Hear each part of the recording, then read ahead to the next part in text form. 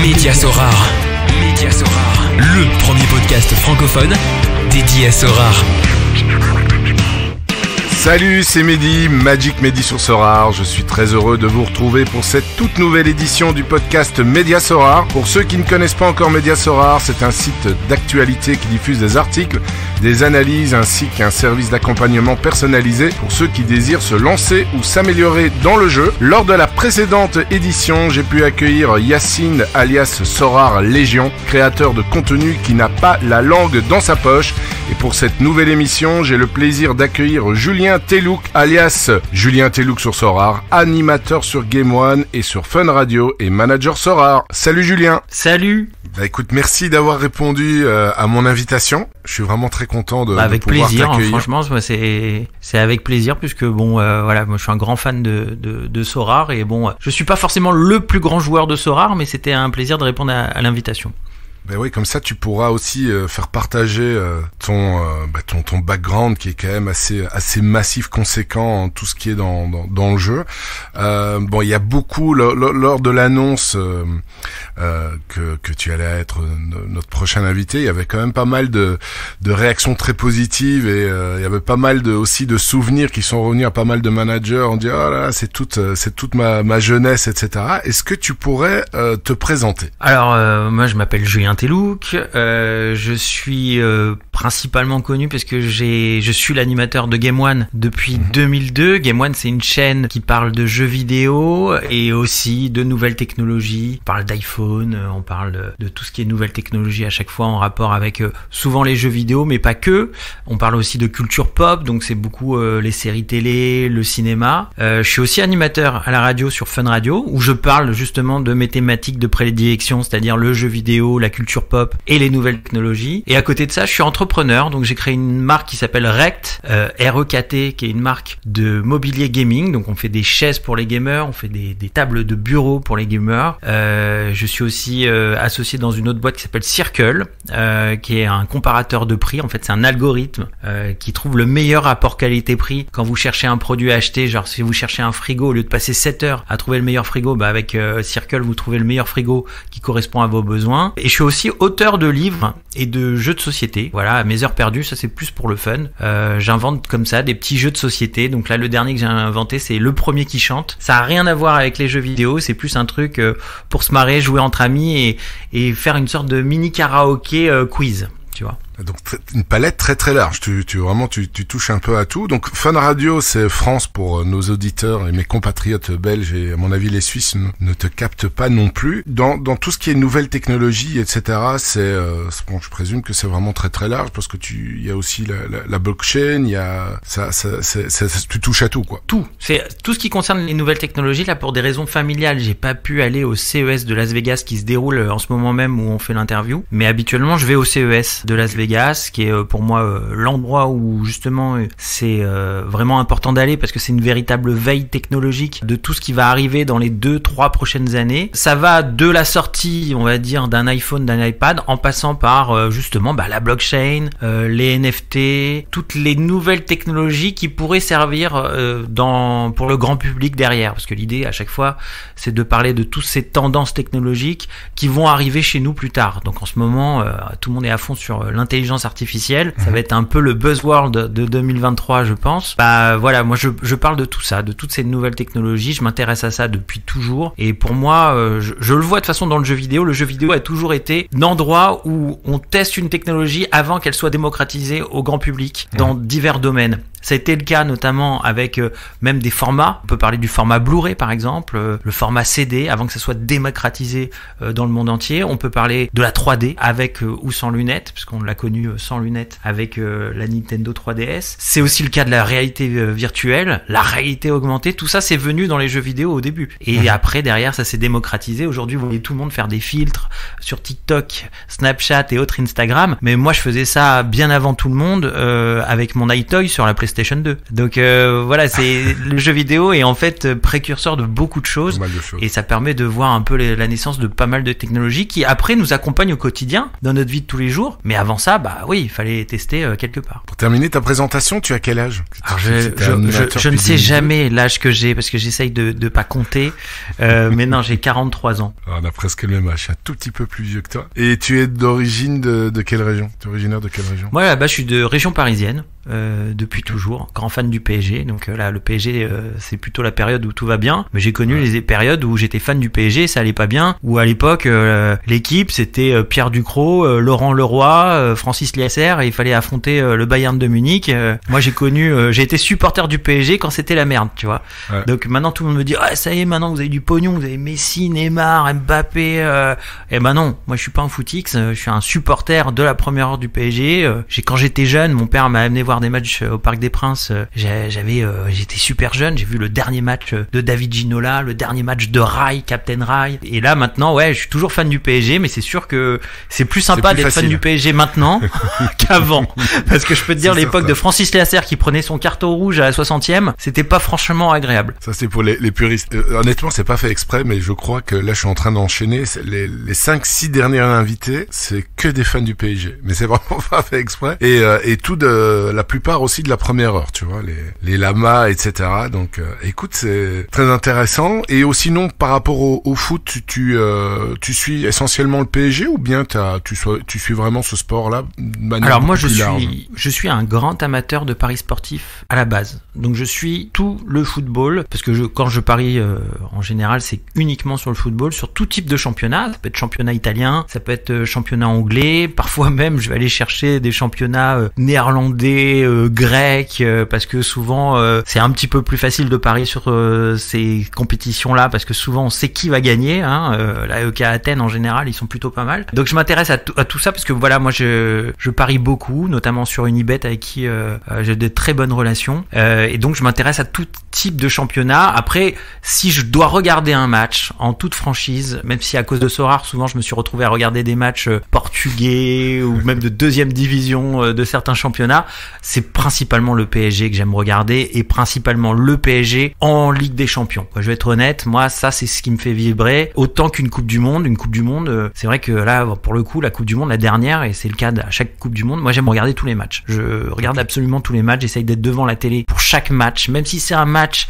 avec deux nations qui sont pas forcément celles qui vont gagner ou la Coupe du Monde. Moi tu me mets Sénégal, Arabie Saoudite, je regarde le match. J'adore. Moi la Coupe du Monde c'est un truc la Coupe du Monde c'est mais l'Euro pareil mais la Coupe du Monde un peu plus que l'Euro quoi. Je vois. OK. Et donc tes passions pour terminer ta présentation, comme tu l'avais énoncé au début, tu touches vraiment à tout, donc jeux vidéo, technologie, foot, t'as encore de la place pour mettre d'autres choses dedans? Ouais, non, c'est vrai, mes passions, c'est un peu mon travail, donc les jeux vidéo, c'est ma passion principale, les nouvelles technologies aussi, le foot, comme on l'a dit, et après les séries télé, le cinéma, mais c'est aussi mon travail. J'ai fait en sorte, en fait, de parler dans mon boulot de tous les trucs que je kiffe. Donc quand je vois une bonne série Netflix qui me plaît, forcément j'en parle et j'essaye de partager ça. L'idée, c'est de partager les kiffs, partager les expériences, et après, non, le truc que je partage pas, c'est le côté j'aime entreprendre. Donc j'aime entreprendre, créer des sociétés, je suis un grand passionné de télévision aussi, et le truc qui mêle tout, c'est Qui veut être mon associé sur M6 qui est diffusé en France. J'ai encore vu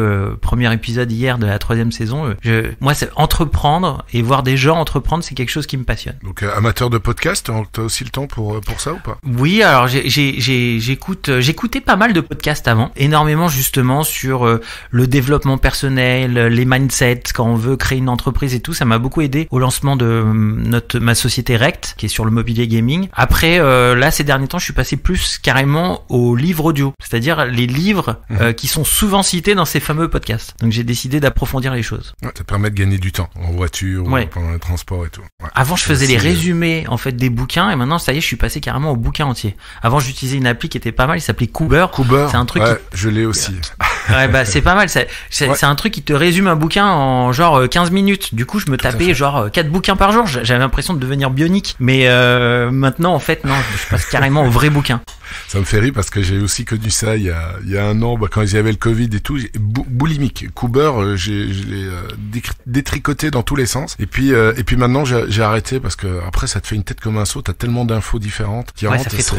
Donc les livres, ok. Bah écoute, merci pour cette présentation. On va revenir dans le vif du sujet qui est évidemment Sorar. Toi qui es au courant de toutes les nouvelles technologies, etc., comment est-ce que tu as pris connaissance de l'existence de Sorar? À la base, moi, je surveillais un peu tout ce qui se passait avec les NFT et plus particulièrement tout ce qui était jeux en rapport avec la blockchain et les NFT, donc ce qu'on appelle les jeux play to earn, donc dans le cadre d'une rubrique, et je voulais même en faire un reportage, un documentaire sur tout ce qui était jeux play to earn qui ont énormément de buzzé il y a quelques temps. Donc j'ai commencé à tester tous les jeux en fait pour essayer de voir comment ça fonctionnait, quel était ce nouveau type de jeu, parce que en fait pour le grand public c'est quelque chose qui n'est pas connu, mais à un moment donné dans la communauté crypto-monnaie, NFT, blockchain, ça buzzait énormément avec des jeux comme Axis Infinity, une sorte de Pokémon on va dire, qui marchait énormément. Donc j'ai testé tous les jeux, tout type de jeux. Je me suis retrouvé à tester des jeux de cartes, des jeux comme Axis Infinity, des jeux où à un moment donné on avait un cheval carrément, où il fallait dresser un cheval pour qu'il fasse des courses. Et à un moment donné je suis tombé sur Sorar et ça m'a permis en fait de me faire un avis un peu sur la question des play to earn. Mais c'est vrai qu'au final dans cette veille éditoriale que j'ai faite sur les jeux play to earn, le seul que j'ai gardé c'est Sorar, parce que c'est celui que j'aime utiliser au quotidien. Je crois que la batterie de mon téléphone elle est usée en majorité à cause de Sorar. Je suis tout le temps connecté sur le site, ma femme m'en veut énormément, à chaque fois elle me fait c'est encore ton truc là et tout ça. Je sais pas si je peux te rassurer, mais t'es pas le seul. Ah voilà, parmi mes invités, il y en a beaucoup qui ont le même profil et les mêmes soucis. Bah oui, j'ai les notifications sur mon portable pour les joueurs que j'ai dans mon équipe. Quand il y en a un qui rentre sur le terrain ou qui marque un but, je suis content. Je regarde la note à la fin du match. Vraiment, Sorar, c'est un truc que j'ai gardé, que j'aurais voulu retrouver dans d'autres jeux, parce qu'à un moment donné, j'ai investi dans des NFT. On appelle ça les play to earn, mais en fait, c'est pas vraiment des play to earn, même si Sorar est son petit mode gratuit, c'est plus tu payes et après tu joues pour essayer de gagner quelque chose quoi. Et la plupart des jeux c'est un peu ça, tu vois, les Axis Infinity et tout, c'est d'abord tu payes tes 3 Pokémon et après tu vas essayer de gagner des choses dans le jeu. Et j'aime ce concept de dire tu vas jouer pour gagner quelque chose où habituellement tu joues pour gagner en fait juste la satisfaction de finir un jeu ou de battre un ami lorsque tu joues en ligne. Et moi j'ai beaucoup aimé ça, j'aurais aimé le retrouver dans d'autres jeux. J'ai investi dans des autres jeux de NFT en rapport avec d'autres sports comme le tennis avec Stan Wawrinka là, qui avait fait son jeu là avec des NFT, les bowlers ou je sais plus quoi, c'est nul. J'ai 2 NFT qui traînent, je les vends si ça intéresse quelqu'un. Voilà, je trouve pas le fun à jouer à ça. Sorar, j'ai vraiment un plaisir fou. On va creuser le sujet tout à l'heure parce que ton sujet de prédilection, ça sera évidemment tout ce qui concerne les jeux vidéo, la blockchain, et je vais essayer chaque fois de te poser des questions et de faire la comparaison avec Sorar pour voir où ça en est, parce qu'il y a beaucoup de choses à dire. Mon dernier invité justement, Sorar Légion, qui est créateur de contenu, il avait touché aussi un peu comme toi à tous les NFT, il les a testés, etc. pour finalement ne retenir que Sorar. Mais donc on aura l'occasion tout à l'heure de développer un peu plus cette thématique. Alors, mais j'y croyais depuis le début pour info parce que j'en ai beaucoup parlé moi sur Game One et sur Fun Radio, et je crois que j'ai été peut-être le premier média à parler de Sorar grâce à tout ce que j'avais testé auparavant. Et après ça a explosé Sorar. Il y a eu les levées de fonds, les annonces, le buzz sur certaines cartes. Mais moi j'en ai parlé sur Fun Radio et sur Game One avant que le buzz explose. Je crois qu'on n'était pas beaucoup sur les Game Week à l'époque quand on jouait. Maintenant je vois le chiffre des Game Week, c'est hallucinant. Mais à l'époque on n'était vraiment pas beaucoup. Et je regrette même de pas l'avoir découvert un peu plus en amont pour pouvoir choper des cartes pas chères à l'époque.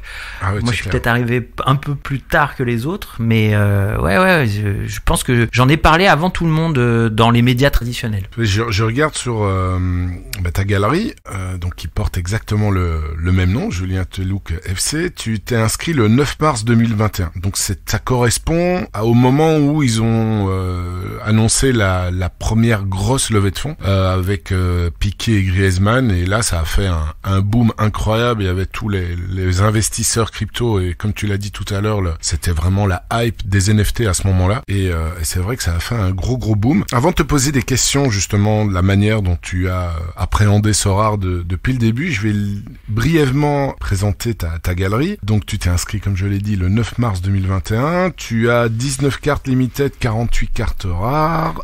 Tu as aussi les 15 custom qui viennent de la Coupe du Monde. Donc tu as une galerie qui est évaluée à 2 Ethers, et tu as gagné 19 rewards. Donc tu n'as pas une grande galerie. Non, je suis un petit joueur de Sorare. Ouais, mais bon, pour le fun. Donc quand tu t'es inscrit, comment est-ce que tu as débuté? Au début, j'ai essayé de comprendre. Quand je me suis inscrit, c'était pas clair pour moi cette nouvelle façon de jouer avec des joueurs qu'il fallait à un moment donné. J'ai compris qu'il fallait acheter des joueurs pour passer le niveau supérieur. Et à un moment donné, c'était compliqué parce que les joueurs les plus talentueux, ceux que je connaissais de base, ils étaient très très chers. Après, j'ai commencé à me renseigner. J'ai vu qu'on pouvait gagner des cartes sur Sorare, et notamment grâce à Ubisoft. Il y avait un partenariat à Ubisoft, je sais pas si vous vous souvenez, qui était sur le championnat belge uniquement, et donc j'ai commencé à beaucoup jouer à ça pour essayer de gagner des cartes via ce partenariat avec Ubisoft. C'est d'ailleurs dommage qu'il n'existe plus. C'était One League Football ou un truc comme ça, le nom je me souviens plus très bien, mais One Shot League ou un truc comme ça. One Shot League, ouais. C'était la saison 2020-2021, c'est bien ça. Ouais, c'était vachement bien ça, de pouvoir gagner des cartes avec ça. Et au début, j'ai tâtonné, hein. Au début, on connaît pas vraiment, on commence à chercher. Donc, au début, j'ai beaucoup été dans le championnat belge et à chercher des équivalents du championnat belge parce que je voyais un peu les scores chaque semaine et tout. D'ailleurs, à un moment donné, je suis tombé sur un joueur qui s'appelait Nicolas Storm, qui avait commençait à avoir des bonnes notes. Je l'ai acheté, il était pas cher. Et d'un coup, il a explosé, ce mec-là. Je l'ai vendu en gagnant de l'argent, et au final, j'aurais dû le garder parce qu'après, j'ai vu son prix qui a monté. C'était un truc incroyable, quoi. J'ai été déçu de l'avoir vendu. Parce qu'il y avait pas je l'avais en rare, ouais. À l'époque, les limited n'existaient pas. Donc, moi, j'étais concentré uniquement sur les rares parce que le reste était beaucoup trop cher. Bon, après, attention, j'ai joué avec un petit budget, moi. Donc, mon petit budget, à un moment donné, j'ai essayé de gagner quand même, pas forcément des rewards avec des cartes, mais je voulais gagner l'argent uniquement. D'être au-dessus de 200 points ou 250 points pour avoir l'argent, c'était ça qui m'intéressait. Et très rapidement, je me suis rendu compte que le problème, c'est que j'avais pas de gardien. Et que pour être dans les premières places, dans le haut du classement, il fallait avoir un gardien. Seulement, voilà, le gardien, ça coûte très cher. Et ça, je vous raconterai plus tard peut-être, mais le gardien, je suis malchanceux pour les gardiens. Le recrutement du gardien, je crois que j'ai la poisse. Et ça vient de tomber il y a pas longtemps, là, j'ai vraiment la poisse, là. C'est pour vous dire. Mais au début, voilà, j'ai tâtonné comme ça. Vas-y. Tu peux à un moment donné, voilà, moi j'ai un petit budget, donc j'ai beaucoup économisé en faisant les Game Week et j'ai gagné un peu d'argent. Et à un moment donné, j'ai dit, tiens, je vais investir dans un gardien. Donc je me suis dit, tiens, je vais investir dans la ligue américaine, la Major League Football. Je me suis dit, tiens, ça va être la MLS, ça va être rentable parce que bon, en général, les équipes elles restent longtemps dedans, ça va être pas mal. Je me suis dit, tiens, je vais prendre le gardien qui est peut-être un des moins chers. C'était le gardien de Chicago qui s'appelait Bobby Shuttleworth. Oui, le gardien de Chicago, il était pas cher, tu vois. Et bon, au final, il jouait au début, hein. Il jouait bien, mais c'était le gardien des Chicago Fire, tu vois. Je l'achète. Et là, d'un coup, le lendemain, mais vraiment la poisse, hein. Il y a l'entraîneur, il dit bon, la saison elle est quand même déjà terminée, donc quoi qu'il arrive, on fera pas mieux, c'est une saison pourrie. On va mettre le petit jeune de 18 ans, Gaga, dans les cages, et Bobby il est d'accord, il y a pas de problème, c'est cool. Ouais. Et ben tu vois pas que le gamin il fait une saison de ouf, une fin de saison de ouf. Je crois qu'il est même repéré par le Milan AC ou la Juventus maintenant, c'est un truc de ouf. Et ben le Bobby retraite, on l'a plus jamais revu. Donc, du coup, je me trouve avec un gardien que j'ai payé à l'époque, j'ai dû payer une petite somme et je me retrouve, il vaut plus rien. Donc là, c'est un coup de poisse incroyable. Ça, c'est le premier coup de poisse. Après, je le mets en vente quasiment tout le temps. Tu vois, il est transféré dans une autre équipe américaine. Je le mets en vente tout le temps pour essayer de récupérer mon argent, mais forcément, personne va l'acheter à ce prix-là. Et je sais pas, un jour, je dis, vas-y, je vais le baisser le prix. Je vais mettre, je regarde sur Transfermarkt en plus, qu'il a son transfert qui est dans quelques temps et tout. Je dis, vas-y, je vais le mettre un peu moins cher. Et là, il part tout de suite. Tiens, j'aurais dû le mettre moins cher avant. Mais non! Tu vois pas que le gardien titulaire de son équipe, il s'est blessé et que lui, sa valeur, elle avait monté. J'aurais pu le vendre même 100 balles plus cher que ce que j'avais parce que il était titulaire pour 4-5 matchs à cause de la blessure du titulaire. Ça, c'est encore deuxième coup de poisse. Et le troisième, là, c'est maintenant. Je sais pas, j'avais une stratégie. Je me suis dit, maintenant, je vais me mettre sur le championnat argentin. Pourquoi? Parce que le championnat argentin, il y a énormément d'équipes dans le championnat. Donc, ça fait plus de matchs, plus de game week. Et je me suis dit, tiens, je vais prendre un gardien qui est abordable. Et là, je me suis mis sur George Brown. George Brown, c'est un gardien qui était blessé l'année saison dernière, qui a été remplacé par Gaspar Servio, qui est un gardien qui est plutôt bien, Gaspar Servio, parce que le mec, il va même tirer les pénaltys, donc il marque des buts dans les classements Sorare, ça pourrait être pas mal. Seulement voilà, Gaspar Servio, c'était un prêt, et normalement son prêt il se terminait à la fin de l'année. Donc moi je fais un pari là. Je me dis, je mise sur le retour de George Brown, parce que c'est le gardien emblématique, que le mec, il vient de Rosario Central, et que c'est sa région, et que c'est sa fin de carrière, il a 36 ans, il va finir sa saison là-bas, ils sont en pleine reconstruction là-bas. Donc je me dis, vas-y, je mets un petit billet dessus, c'est un coup de poker, mais je sens que le Gaspar Servio, s'il devait renouveler, il l'aurait dit, tu vois. Qu'est-ce qui se passe là, en fin d'année? Donc, George Brown signe pour 2 ans. Donc là, je me dis, c'est génial, retour au pays du champion et tout. Gaspar Servio, qui était en prêt, n'est pas renouvelé, c'est annoncé en fin d'année, il fait un message sur Instagram, il dit, ah là là, Rosario Central, extraordinaire, merci beaucoup, on vous embrasse, vous serez toujours dans mon cœur et tout. Moi je me dis c'est bon, on est bien. Tu vois pas qu'aujourd'hui qu'est-ce qui vient de tomber? Gaspar Servio, à la dernière minute, ils viennent de changer son contrat, ils disent finalement toi tu vas rester 1 an, donc on te signe jusqu'à décembre 2023. Et George Brown qui avait signé un contrat de 2 ans, ils lui ont demandé de réviser son contrat pour au final signer jusqu'à décembre 2023. Donc là je me retrouve avec un gardien que j'ai payé plutôt cher, qui a de grandes chances de pas être titulaire parce que l'autre il a fait une super saison quand même l'année dernière. Et j'ai les boules. Moi je te dis Mehdi, j'ai les boules. Et malheureusement c'est les risques, Julien. C'est les risques. Voilà. Parce que tout et c'est manager, ça Sorare. Voilà, c'est ça. Sorare, de temps en temps les coups de pari, ça fonctionne et parfois malheureusement ça passe à côté. Après c'est vrai que jamais 203, là 3 coups de poing sur tes gardiens, c'est vrai que c'est chaud. Donc prochaine, et je me rappelle très très bien l'histoire avec Chicago parce que je l'avais aussi Bobby Tu l'avais aussi. Et puis c'était Slonina, ils avaient donné la chance à Slonina. Tout à fait, Gaga. Slonina a été acheté en fait et il appartient à Chelsea. Chelsea, parce qu'à un moment donné c'était la Juve qui le cherchait, ouais. Ouais, c'est Chelsea et sauf que Chelsea a décidé de le laisser, je veux dire, mûrir à Chicago et puis un jour ils feront appel à lui.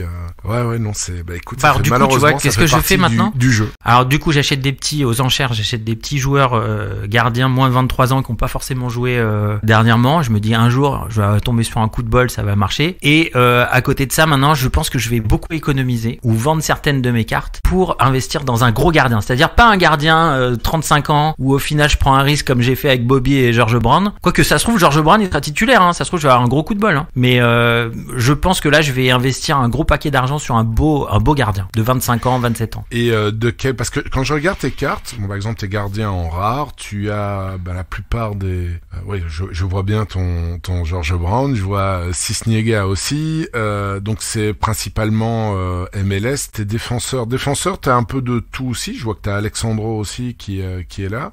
Ouais. C'est un peu mélangé. T'as des joueurs asiatiques, t'as des joueurs MLS. Alors quelques joueurs européens. Il y a une logique en fait. La logique principale, c'est qu'à un moment donné, dans un premier temps, je te dis toute ma stratégie. Hein. Donc dans un premier temps, j'ai beaucoup recruté en MLS parce que en cherchant des joueurs qui pouvaient potentiellement passer dans des ligues européennes. Ok, donc j'ai beaucoup ciblé par rapport à ça. Et c'est d'ailleurs j'ai eu un coup de bol à un moment donné. J'avais recruté Frankowski qui après a été transféré à Lens. Ouais, d'accord. Donc je suis parti sur cette stratégie-là. Voilà. Et il joue très bien.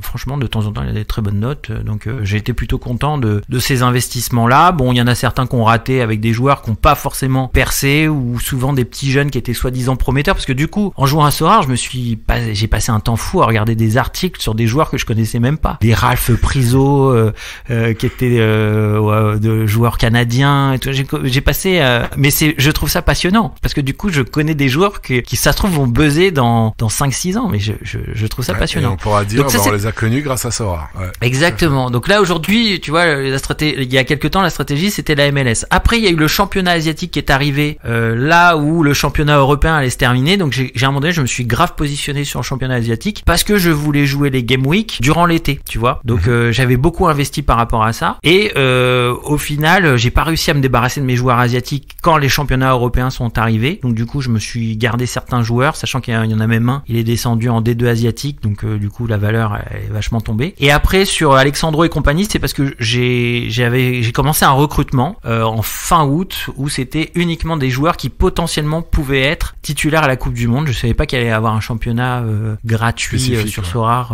en rapport avec la Coupe du Monde, spécifique à la Coupe du Monde. Donc du coup, je me suis positionné sur comment je vais faire pour jouer les Game Week. Donc j'étais à fond sur ce système-là. J'ai même pris le gardien, tu vois, le gardien du Japon que j'ai pris, c'est celui qui est Kawashiwa, là, qui est au Strasbourg.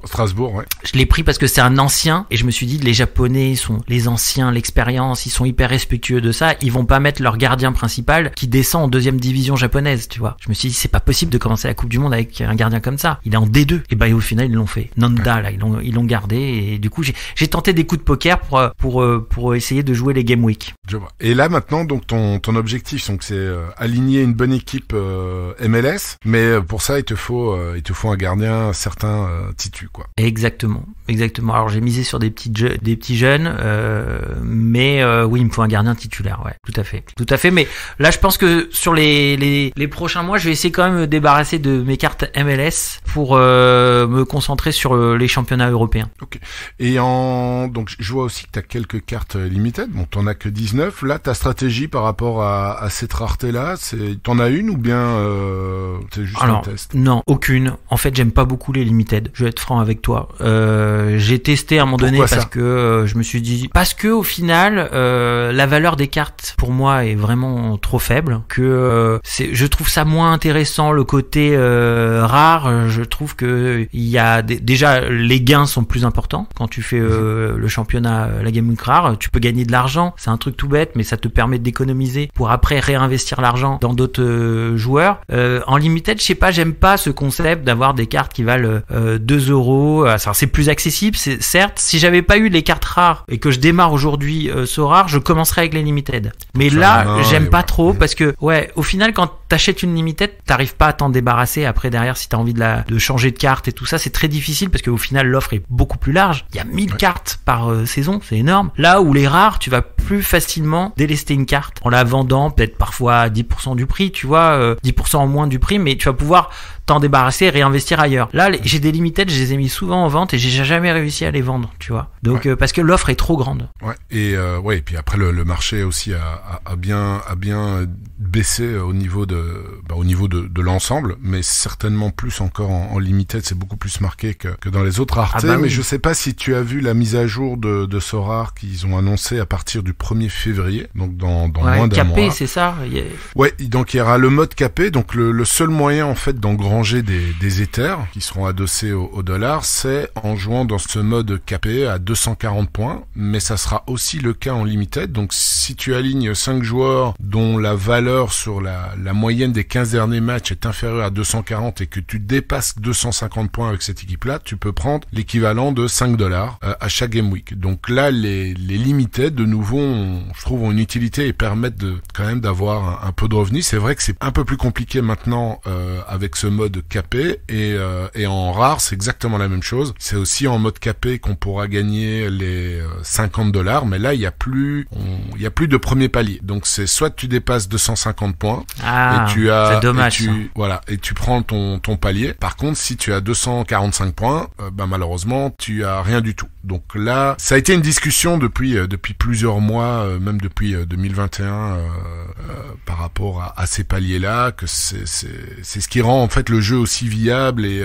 ce qui a amené aussi pas mal de personnes à se placer surtout en rare, c'est pour essayer d'engranger un maximum de paliers avec 5 joueurs lambda. Là, ça sera plus compliqué parce que il faudra respecter ce cap de 240 points. Mais d'un autre côté, ça risque aussi d'un peu plus stimuler le marché parce que tout comme à fait. Les personnes... Mais c'est ça dommage. Ça complique les choses. Parce que moi j'aimais bien. Ouais, ça complique les choses. Moi j'aimais bien le premier palier. Je te cache pas que si jamais t'arrives à avoir le premier palier au moins une fois ou 2 fois par semaine, t'es content quand même. Hein.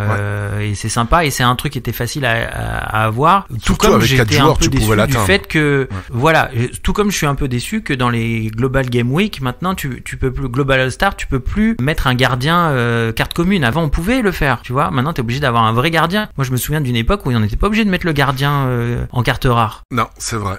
Mais ils ont essayé de compliquer. C'est vrai que par rapport au début 2021, le nombre de managers, tu le vois, tu l'as dit tout à l'heure, par rapport au Game Week, ça a complètement explosé. Et donc ils ont dû regarder aussi leur rentabilité et trouver un juste équilibre. Maintenant, ils ont dit que ils allaient lancer ça au 1er février, qu'ils allaient continuer évidemment à monitorer les retours et enfin c'est pas figé. Donc mais c'est vrai que évidemment ça complique les choses et là où il fallait juste poser des joueurs sans se casser la tête, bah maintenant il faudra quand même un peu plus se creuser les méninges pour pouvoir aligner une équipe qui respecte le cap et en plus qui a le potentiel de dépasser les 250 points pour gagner ces fameux Ethers, donc $50 en rare et $5 en limited, mais ils ont également fait ça en super rare. Et là c'était important parce que ceux qui avaient des super rares, honnêtement, cette rareté est beaucoup plus compliquée. Le marché est quasiment immobile, enfin c'est vraiment très très compliqué. Moi j'ai pas mal de super rares et c'est vrai que c'est un marché qui est quasiment à l'arrêt parce qu'il n'y a pas de carotte et quand tu gagnes des belles cartes, ben, c'est beaucoup plus compliqué à vendre que si tu gagnes une belle carte en rare où là il y a vraiment une grosse demande quoi. Ah ça je savais pas. Tu vois là tu m'apprends un truc parce que pour moi en super rare c'était vraiment pour moi le palier que j'espérais un jour accéder, tu vois. Je me disais tiens une fois que j'aurais gagné pas mal de points et d'argent, j'irai un peu là-bas quoi. Mais si c'est dur à revendre les cartes et tout, ça m'intéresse pas trop. Moi j'aime bien le côté un peu dynamique, tu vois. D'acheter une carte, parfois j'achetais des cartes pour une game week et je la revendais dans la foulée, tu vois. Ouais. J'achetais des cartes juste pour jouer une game week parce que derrière j'avais une place manquante. Moi j'aimais bien ce côté-là. Donc en super rare, ça va pas m'intéresser. Moi j'aime le côté rare. Mais là en super rare par contre, donc il y a exactement le même mode. Donc cap 240, donc tu peux aligner maximum 5 joueurs avec la totalité des points qui dépassent pas 240 points, mais si voilà, avec ces 5 joueurs tu dépasses 250 points, là aussi tu prends $100 là, l'équivalent de $100. Et ces paliers-là en super rare étaient inexistants avant, donc ça redonne aussi une certaine utilité à ces cartes super rares. Et là on voit que les cartes super rares de pas de top joueurs, ben là elles se vendent un peu plus facilement maintenant parce que $100 de rentabilité potentielle par game week, c'est quand même intéressant. Bah c'est clair. Là ça va être intéressant. C'est à partir de quelle date ça ? À partir du 1er février. 1er février, donc ça te permet encore d'ajuster. ouais, ça va permettre d'ajuster. Mais j'ai hâte de tester. J'aime bien ce côté-là. Ouais, j'aime bien. Si tu vas voir sur le site de Media Sorare, t'as un article qui en parle. Bah, je t'enverrai ça après l'enregistrement avec le lien où on a tout traduit en français. Bah écoute. C'est bien, on a fait un peu le tour. J'avais une petite question justement, comme tu es Game One, Fun Radio, est-ce que tu as réussi à convertir des collègues à Sorare ? Alors pas des collègues, parce que le sujet du NFT dans les jeux vidéo c'est assez compliqué, parce que d'ailleurs il y a eu beaucoup d'annonces de tout ce qui était en rapport avec les NFT dans les jeux vidéo par des éditeurs, et souvent les éditeurs sont revenus en arrière parce que la communauté des gamers est plutôt n'aime pas ça, pas côté on va avoir des NFT, on va les revendre, on va gagner de l'argent et tout ça. Puis je pense que c'est une mauvaise compréhension derrière de toute cette technologie, de toute la philosophie derrière les NFT. Par contre, tous mes potes, j'ai essayé de convertir des potes, j'ai converti mon frère, j'ai converti pas mal de potes. Souvent, là pendant la Coupe du Monde, on s'envoyait les galeries de joueurs, les compositions d'équipes pour la Coupe du Monde. D'ailleurs, au passage, bravo à Sorare, le mode Coupe du Monde, il était vraiment passionnant à faire. Hein. C'était génial avec ce concept de points et tout. J'ai trouvé ça génial, passionnant. Je me suis retrouvé à vraiment à regarder les matchs, regarder qui je pouvais recruter, essayer d'anticiper qui j'aurais à la fin dans la prochaine journée, le prochain palier de la Coupe du Monde. J'ai trouvé ça génial, vraiment top. Mais sinon oui, pour répondre à ta question, avec certains potes, j'ai réussi à les convaincre et du coup souvent on se surveille. Hein, il suffit d'avoir le pseudo du mec et hop direct tu dis ah ouais toi t'as eu ça, ouais t'as mis ça comme équipe et tout. On regarde. Est-ce que justement les personnes qui étaient un peu réticents par rapport au fait d'acheter des cartes, là le mode Global Cup, ça permet d'avoir des cartes gratuitement et d'en gagner. Même les fameuses custom, elles ont quand même une valeur. Tu peux les revendre sur le marché. Est-ce que tu as eu plus facile ? Est-ce que tu avais de l'entourage qui était intéressé mais qui n'avait pas vraiment envie dedans, qui ont vraiment passé le cap grâce à la Global Cup ou pas vraiment ? Oui. Ah ouais, j'ai deux potes qui étaient jusqu'à maintenant en disant ah ouais mais il faut payer machin et tout. Je leur dis bah non, faut pas payer. Ils me disaient ah ouais mais quand tu joues au mode gratuit avec les cartes communes, c'est impossible de gagner. Il y avait à l'époque que 3 places, les 3 premières places. Maintenant ils ont agrandi, mais ça reste toujours compliqué. Ouais. Et c'est impossible et tout. Et là, ils trouvaient que le mode Coupe du Monde était plus accessible. En fait, le mode Coupe du Monde permettait d'avoir un peu plus de chance, on va dire, de gagner quelque chose, sachant qu'on gagnait quand même les custom series. Que moi, je m'en fiche des custom series parce que bon, au final, ils auraient créé un championnat que pour les custom series. Là, je t'explique, j'en aurais recruté plein et j'aurais gardé garder les miennes et tout. Moi, je pense que je vais me débarrasser des custom series. Moi, ce qui m'intéresse, c'est vraiment jouer aux compétitions et avoir des cartes pour collectionner. C'est pas trop mon truc, quoi. Ouais, tu veux vraiment de l'utilité derrière tes cartes, quoi. Exactement, ouais. Je veux de l'utilité pour les cartes. Mais sinon, oui, j'ai des potes, ils ont fait le mode Coupe du Monde, qu'ils ont beaucoup apprécié, ils se sont marrés, ils ont pris du plaisir. Ils ont pas forcément gagné, mais ils se sont fait plaisir quand même. Ouais, bah écoute, de mon côté aussi, il y a des copains qui n'étaient pas chauds de mettre une pièce 7 dessus, et puis ils ont accroché grâce au Global Cup, mais eux, ils sont lancés dans la NBA en mode payant, donc les limited, mais vraiment NBA, parce que ce sont à la limite, ils préfèrent le basket au foot, mais ça a permis, je pense, une conversion de joueurs, je vais dire, en mode gratuit, vers un mode où ils ont dit, ok, je vais quand même poser des trucs parce que c'est finalement assez fun. Je trouve que c'est pas mal la transition pour justement aborder maintenant ton sujet de prédilection. Pour commencer, j'ai une petite question. Tu parlais justement tout à l'heure du monde du gaming qui est assez, corrige-moi si j'ai mal compris, assez réticent ou perplexe par rapport au monde des NFT. Je me rappelle d'avoir écouté il y a quelque temps, ça remonte à plusieurs mois, des podcasts où Nicolas Julia était invité. Par exemple, c'est Mathieu Stéphanie et d'autres spécialistes également du Web 3.0 et qui expliquaient justement que dans le monde du gaming où les jeux maintenant c'est vraiment en mode fermé. Je prends le jeu le plus connu un des plus connus qui est Fortnite.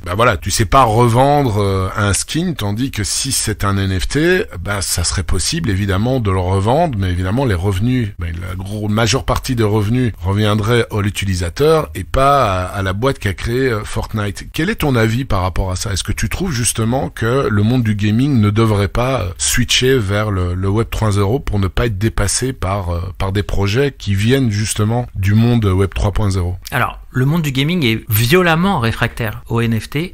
Ah oui, je pense que c'est une mauvaise éducation, une mauvaise compréhension de tout ce qui est possible de faire derrière. Parce que la technologie, elle est juste incroyable et elle permettrait de faire des choses qui sont colossales. Donc à chaque fois qu'il y a un éditeur qui a annoncé l'arrivée des NFT, parce que c'était un peu quand même le buzzword de l'année 2022, à chaque fois, réaction violente sur les réseaux sociaux et souvent certains éditeurs ont fait marche arrière en disant non, vous inquiétez pas, finalement on le fera pas. Moi, mon avis, c'est que forcément les prochains jeux vidéo passeront par la blockchain et sûrement les NFT. Pourquoi? Parce que aujourd'hui, avoir par exemple un jeu comme Fortnite où on va pouvoir customiser son personnage ou gagner des choses dans le jeu qu'on va garder uniquement dans Fortnite, qu'on peut pas se passer d'un ami à l'autre, qu'on ne peut pas revendre et tout, j'y crois pas. Je crois que c'est le modèle d'avant. Le modèle futur, c'est de se dire qu'à un moment donné, oui, il y a des choses qui vont pouvoir se vendre, se transférer à des copains et on le voit, les deux jeux qu'on peut citer et qui sont en parallèle avec Sorare, c'est Fortnite et FIFA. FIFA avec son mode FIFA Ultimate Team. Le FIFA Ultimate Team, c'est l'équivalent un peu de Sorare mais à l'intérieur de FIFA, ok?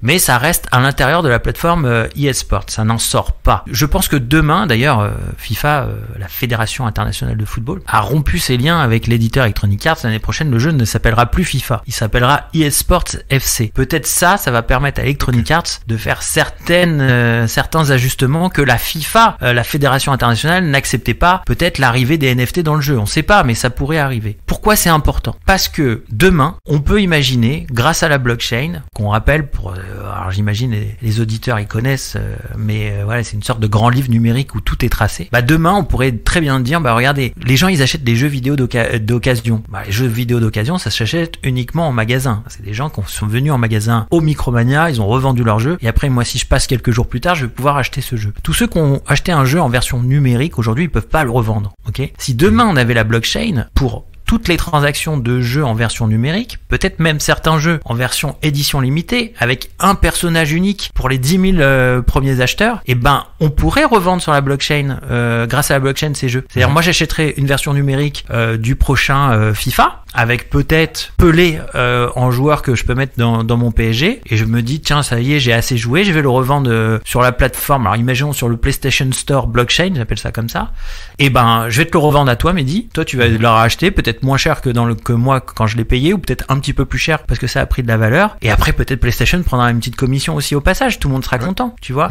Il y a peut-être quelque chose qui est faisable. Et à côté de ça, sur des jeux comme Fortnite et compagnie, il faut savoir qu'il y a déjà un peu une sorte de volonté de certains de gagner de l'argent. Je vous donne un exemple. Je me souviens, mon petit cousin, il me disait, ah là là, si jamais tu connais quelqu'un qui a un Samsung Galaxy, il faut que tu mettes tes codes Fortnite dedans parce qu'on peut récupérer un skin unique. Bon, au final, j'ai pas trouvé quelqu'un avec un Samsung Galaxy. Mais je suis allé sur eBay, il y a des gens qui vendaient ça 200 €. Ils vendaient 200 € un skin Fortnite qui ne te permet que juste de changer l'apparence, qui te rend pas plus fort, mais qui te rend plus stylé parce que tu fais partie des rares qui ont le fameux skin Fortnite en édition limitée qui est vendu dans les Samsung Galaxy, tu vois. Bah, c'est déjà un peu ça, tu vois. Donc, je pense que l'avenir du jeu vidéo, il va passer par les NFT, qu'aujourd'hui la communauté actuelle est réfractaire, mais que plus tard, ça va être quelque chose qui va peut-être être naturel. Alors, attention, peut-être ça sera pas... Tu utilises quand même le mot encore peut-être. Tu n'es pas certain. Oui, que ça je suis pas sûr. Hein, sur le jeu vidéo d'occasion, la blockchain peut être très utile. Dans les jeux vidéo, moi je pense que c'est quelque chose qui devrait avoir lieu, tu vois. Après, je sais que la communauté des gamers a peur de ce côté il y a des mecs qui vont revendre ça une fortune, moi j'ai pas envie de ça et tout. Mais bon, en même temps, il y a personne qui va les obliger à acheter ces non, c'est ça, et c'est ça qui est assez, dans les jeux vidéo, tu vois. Assez fou. C'est ça qui est assez fou parce que là on prend le même exemple Fortnite, t'achètes. Bah après t'es là, tout ce que t'as dépensé, tu pourras plus le récupérer. Tu vas le garder, ouais.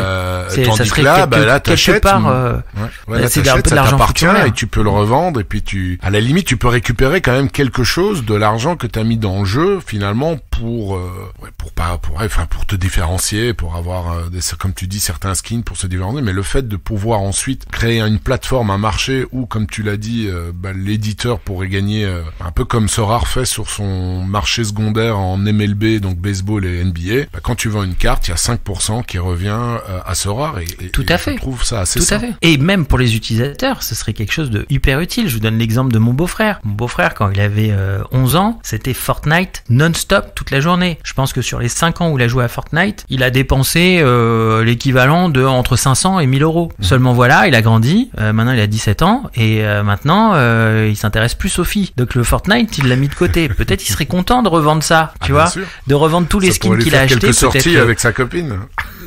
Bah ouais, c'est clair. Peut-être c'est pas, il va pas gagner 500 balles ou peut-être il va gagner 300 balles. Et encore, on sait pas. Ça se trouve, il y aurait des skins rares qu'on gagnerait seulement à certaines compétitions. Il faut rappeler aussi que voilà, il y a en fait, il faut pas que le jeu vidéo demain devienne tu payes et après tu play to earn. C'est-à-dire vraiment tu payes et après tu vas jouer pour gagner des trucs que tu vas pouvoir revendre. C'est tous les jeux en Web3, c'est ça. Hein. Attention, tous les jeux en Web3, c'est ça. Il faut pas que ça devienne comme ça. Quand on a un jeu comme Fortnite, qui est un jeu accessible gratuitement, il faut que ça reste accessible gratuitement et que tu puisses faire toute ton expérience de jeu comme ça. En revanche, s'il y a une grosse compétition, qui est une compétition majeure où il faut vraiment être un super joueur pour gagner quelque chose, là, à ce moment-là, tu peux faire gagner un petit NFT que celui qui va gagner va soit décider de le garder pour frimer en disant regardez, moi j'ai gagné la compétition et ça se voit sur mon personnage, ou bien de dire j'ai envie de le revendre et celui qui a envie de frimer en faisant croire qu'il a gagné la compétition, il l'achète au prix qu'il veut, tu vois. Là, ça a du sens. Mais si ça devient des pay to play to earn sur des jeux qui normalement auraient dû être gratuits, ça serait pas bon. Après, c'est vrai que t'achètes des jeux dans le commerce, tu payes au début et après tu joues au jeu et tout, mais faut différencier le jeu d'action-aventure, le jeu en ligne. Aujourd'hui, les exemples à prendre, c'est les jeux qui se jouent massivement en ligne, du type Fortnite et FIFA. Ces deux exemples-là, on voit qu'on est très proche du système des NFT et que l'arrivée des NFT dans ces jeux-là paraît très logique. On va dire. Ouais. Et d'ailleurs, c'est ce qui a amené un peu, si tu parlais tout à l'heure de FUT, là, FIFA Ultimate Team. Il y a pas mal de managers, moi j'ai eu des invités aussi, qui venaient de ce monde-là, donc qui étaient créateurs de contenu, FUT, etc. Et ils ont quasiment, pour la plupart, complètement délaissé FUT pour se réorienter vers Sorare, où là, justement, il y a quand même une rentabilité. C'est vrai, quand tu passes un temps considérable sur un jeu, c'est bien aussi de pouvoir t'y retrouver, parce qu'avec les systèmes de crédit, tu restes dans cet écosystème-là, tu n'en sors pas, et finalement c'est l'éditeur de jeu qui s'en met plein les poches, tout plein les poches. Donc c'est pour ça que j'ai dit difficile. Moi je suis pas du tout, c'est pour ça que j'ai invité un spécialiste comme toi. Je comprends pas trop pourquoi la communauté comme ça gaming est si réfractaire justement aux NFT, alors que finalement c'est quelque part un certain partage par rapport à l'application et à l'investissement des joueurs, quoi. Il y a plusieurs choses. La première, c'est que les NFT, c'est lié à la crypto-monnaie et que la crypto-monnaie, pour certains, c'est un truc fantastique. Pour d'autres, ils sont hyper réfractaires à ça. C'est quelque chose auquel il ne faut jamais toucher. Donc ça, c'est le premier paramètre. Le deuxième, c'est le côté... et je pense que toutes les grosses news qui sont arrivées avec, vous savez, les NFT, avec les singes qui sont vendus des fortunes et tout ça, ça n'aide pas, en fait. Ça n'aide pas auprès de la communauté des gamers parce que du coup, ils se disent, oulala, moi, demain, ça veut dire que mon prochain skin Fortnite, si j'ai envie de l'avoir, il va falloir que je dépense 90 000 €. Ah, moi, j'ai pas envie de ça. Moi, j'ai envie de jouer aux jeux vidéo sans rien payer, continuer à kiffer mon jeu. Et ils ont peur de ça. C'est ça qui fait peur dans le jeu vidéo. Mais peut-être on ira progressivement sans que y ait des dérives. C'est-à-dire on ira progressivement en mode se transférer un skin d'un personnage à l'autre ou créer un personnage, le faire évoluer, le faire grandir avec un pourcentage de XP, d'expérience qu'on va après derrière transférer à quelqu'un et tout. Ça peut arriver. Sur certaines plateformes, ça n'arrivera pas du type Nintendo, puisque Nintendo voudra pas que ce genre de choses arrive auprès d'un public plutôt jeune, parce qu'il y a beaucoup de jeunes qui jouent aux jeux Nintendo. Mais comme j'ai dit, Fortnite ou encore FIFA, ça aurait du sens. Ouais, c'est intéressant ce que tu dis, pas justement par rapport aux réfractaires NFT. Tu parlais des Bored Apes aussi qui a connu une hype incroyable. Là, c'est aussi c'est le phénomène de rareté. Combien de entre guillemets de personnalités mondialement connues n'ont pas affiché un ape qu'ils avaient acheté, comme avatar sur les réseaux sociaux, sur Twitter, etc. Je me rappelle Neymar, Justin Bieber, ils mettaient ça justement, etc. Parce qu'il y avait ce phénomène de rareté et ils devaient montrer qu'ils faisaient partie de cette garde, spéciale qui font partie un peu de certains élus. Moi, j'ai la possibilité de m'acheter ça parce que j'étais tombé sur un podcast là-dessus très intéressant qui expliquait en fait que c'est comme si c'était se promener avec une montre de luxe très très rare. Ça permettait de montrer socialement où on était. Et c'est vrai que cette hype, on a connu des prix complètement dingues avec cette hype de crypto-monnaie. Et puis avant que le marché s'écroule complètement, un exemple que je cite souvent, c'est le fameux premier tweet qui a été transformé en NFT, qui avait été acheté à, je crois, plus d'1 million de dollars et qui aujourd'hui vaut 200 dollars. Enfin, aujourd'hui, quand j'ai vu un article il y a 2-3 mois, ça valait 200 dollars. Justement, il y a tout qui a craché. Et puis finalement, quand tu regardes Sorare, le marché a baissé, mais il s'est vachement bien maintenu par rapport à tous les autres projets autour des NFT, crypto-monnaies. Ah, tout à fait. Quel est ton avis? Après, attention, tu vois, il y a aussi il y a l'argent aussi qui rentre là-dedans. C'est-à-dire, quand la communauté des gamers est aussi réfractaire, c'est aussi une question d'argent. Les joueurs de Sorare, ils ont peut-être une situation qui est plutôt confortable pour pouvoir investir dans des NFT, dans des cartes rares ou limited ou super rares. Mais il y a une grande partie du public qui ne gagne pas beaucoup d'argent, qui ont des salaires assez difficiles. Les périodes d'inflation et compagnie sont compliquées. Quand on leur dit, t'as dit, le NFT c'est une sorte de montre de luxe. Quand on leur dit dans leur esprit, maintenant il va falloir avoir une montre de luxe pour jouer au Fortnite 2 quand il sortira, ça leur plaît pas. Ça leur plaît normal. pas. Mais sur Sorare, tu as des managers aussi avec peu de moyens qui commencent avec 100-200 dollars. Mais si tu prends l'exemple de ton beau-frère qui a mis entre 500 et 1000 dollars, il aurait mis, il aimerait le foot, il mettrait ça dans Sorare, clairement, il serait bien. Mais tu te rends compte, 200 dollars, t'as dit déjà 100 ou 200 dollars, pour certains, c'est énorme, 100 ou 200 dollars. C'est, le budget moyen des joueurs de jeux vidéo, c'est 123 € par an. C'est pas beaucoup. 123 € par an. 123 € par an. Aussi un budget. Avec 123 €, tu peux avoir une belle équipe, tu peux monter une petite équipe limited justement en cap 240 qui va pouvoir te ramener peut-être 5 dollars de temps en temps, ce qui est sympa quand même. Mais après c'est vrai que c'est pas tu joues pas avec. Justement, est-ce que tu vois un jour il y a eu une rumeur il y a quelques semaines, je l'avais retweeté justement où Sorare serait, mais c'est vraiment du conditionnel c'est beaucoup moins qu'une rumeur c'est le fait qu'on pourrait utiliser dans le futur nos cartes Sorare dans un jeu vidéo style FIFA. Est-ce que tu vois ça être une éventualité? Ça pourrait arriver? Non, je pense pas ou sinon il y aurait un partenariat fou entre Sorare et Electronic Arts. Moi, ou peut-être une nouvelle, une autre boîte. On parlait pas de Electronic Arts, mais d'une autre, un autre éditeur de jeux vidéo spécialisé en Web 3.0 qui pourrait éventuellement intégrer ensuite les NFT. Ouais, Alors peut-être un autre jeu de foot, ça pourrait arriver. Après, faire un jeu de foot, un beau jeu de foot, c'est compliqué. Ouais. Donc je pense pas que ça ferait un carton incroyable ou que ça serait agréable de jouer à ça. Après oui, il pourrait faire un partenariat avec Electronic Arts, mais ça ferait délaisser une grande partie des joueurs actuels. Ça serait compliqué pour la communauté FIFA. Et le deuxième truc que t'as dit, c'était quoi? Non, c'était l'utilisation des cartes. C'était oui, et le fait que tu peux par rapport les 123 € dont tu me dis, c'est quand même un budget quand même assez conséquent. Hein. C'est pas rien du tout, parce que ce sont des personnes qui achètent plusieurs jeux ou bien qui achètent un jeu puis ensuite qui font des achats intégrés. Bien entendu, c'est plusieurs jeux. C'est une moyenne française, mais c'est plusieurs jeux. Et d'après toi, qu'est-ce qui fait que Sorare a du succès et qu'est-ce que toi tu conseillerais de peut-être modifier ou d'adapter pour ça, justement faire tomber les barrières, parce que ces fameuses barrières dont tu parlais tout à l'heure et qui sont réelles, moi aussi j'en parle vraiment régulièrement, c'est ce fameux crypto-monnaie, qu'il y a des personnes qui ne veulent pas en entendre parler, et encore moins aujourd'hui qu'il y a 1 an ou 2 ans où c'était to the moon, t'achetais n'importe quel shitcoin, c'était tu pouvais faire x50, x100, enfin bref, c'était du n'importe quoi. Donc évidemment monsieur, madame, tout le monde a commencé à mettre des piécettes dessus en disant c'est l'investissement qu'il faut absolument faire. Malheureusement après évidemment tout s'est craché, moins 90, moins 95% pour certaines cryptos, et donc évidemment ça a rendu encore plus frileux ceux qui étaient réfractaires, et ceux qui avaient tenté le coup, ils sont refroidis aussi. Pour moi, ça c'est une des grosses barrières que Sorare doit pouvoir essayer ils doivent trouver une solution pour moi pour faire adopter Sorare à un maximum et encore plus de public. Tu en penses quoi?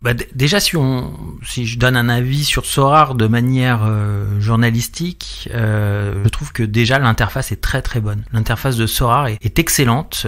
Parmi tous les projets Play to Earn, Web3 que j'ai vus, c'est la meilleure et la plus belle interface, que ce soit sur ordinateur ou sur smartphone. L'application peut-être un peu moins, mais le site internet, il fonctionne extrêmement bien, et c'est un truc qui est hyper important, parce que ça c'est l'expérience utilisateur. Quand ton expérience utilisateur elle est agréable, facile à faire, que tu t'y retrouves très rapidement dans les menus, que t'as pas besoin de chercher pendant 10 ans, et que tu trouves une satisfaction à utiliser le service, c'est une des raisons du succès. Parce que demain, je peux te dire, tu joues à NFT Open Series là de Stan Wawrinka, je peux te dire l'interface elle est pourrie, il y a aucun plaisir à jouer à ce truc là qui est une sorte de Sorare du tennis, tu vois. Je rappelle, je vends mes 2 NFT, mes deux cartes.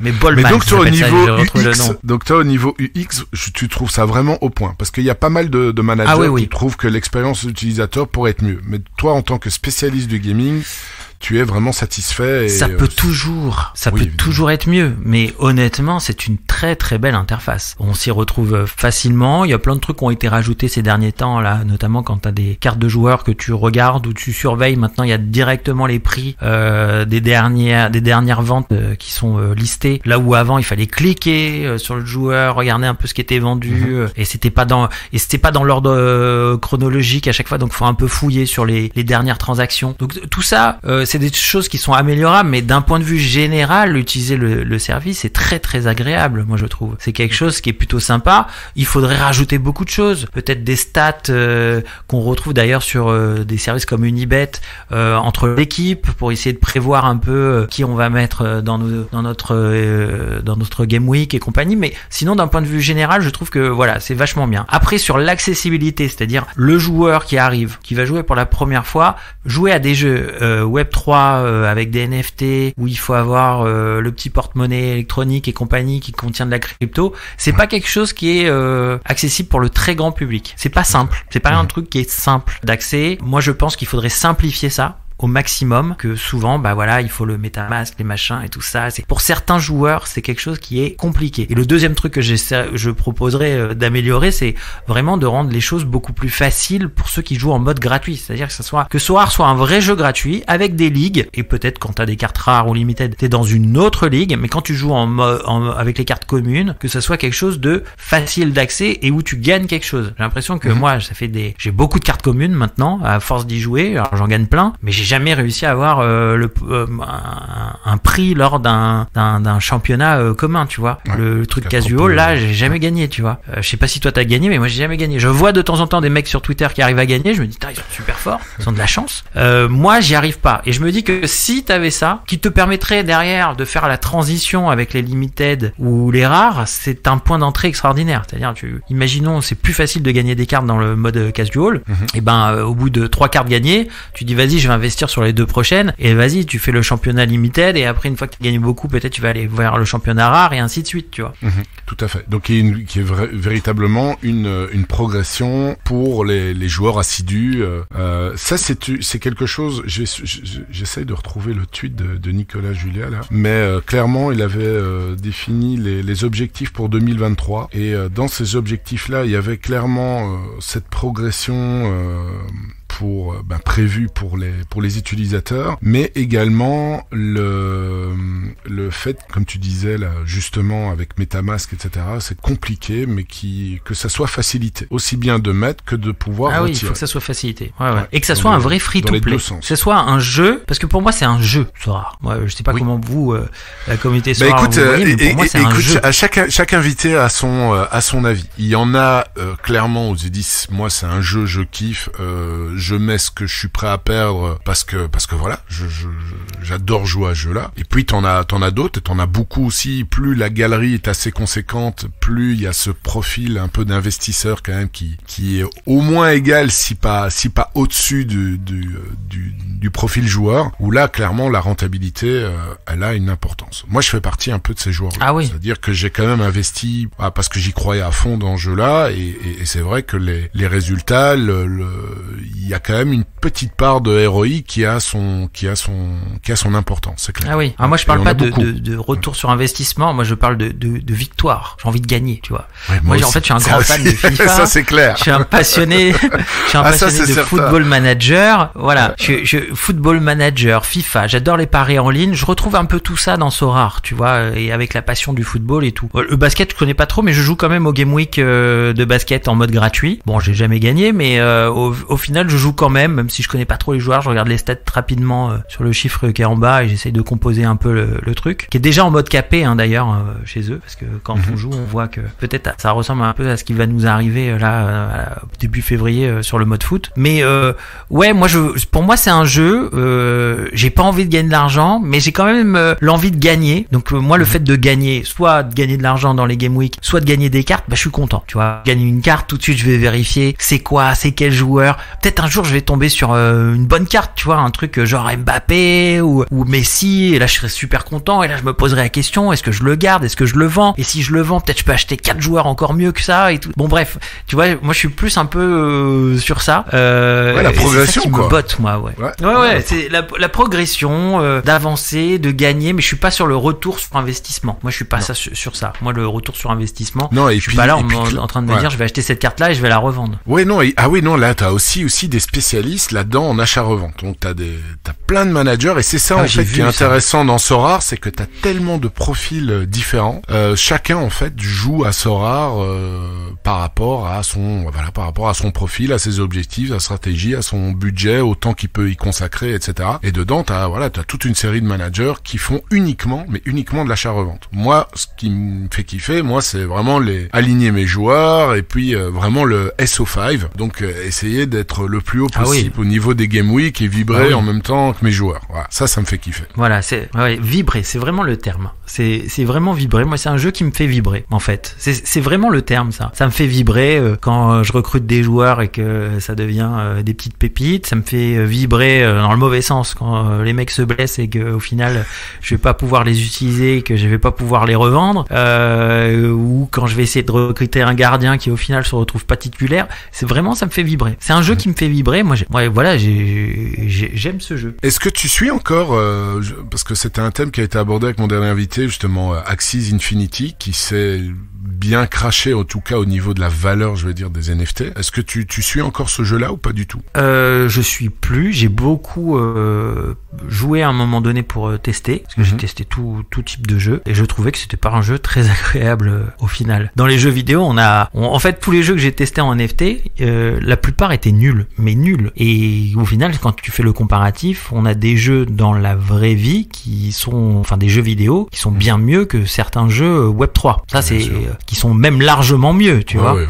Donc la plupart reprenaient des concepts déjà connus, mais en fait l'original est 10 fois mieux. C'est juste que l'original, tu vas pas revendre tes Pokémon pour gagner de l'argent, tu vois, ou tu vas pas accoupler certains personnages pour gagner de l'argent. Le seul avec du recul qui avait du sens et où au final on prenait du vrai plaisir, c'est Sorare, parce que Sorare c'est un mélange de plein de trucs qu'on connaît dans le foot et le jeu, et ça marche très bien. Et il y a un autre jeu que j'ai oublié malheureusement, mais qui était un jeu de cartes un peu à la Hearthstone. Alors malheureusement l'appli buguait, mais d'un point de vue jeu en lui-même, c'est un jeu de cartes où voilà, faut défier un adversaire. C'est comme les Magic ou ça n'a rien à voir?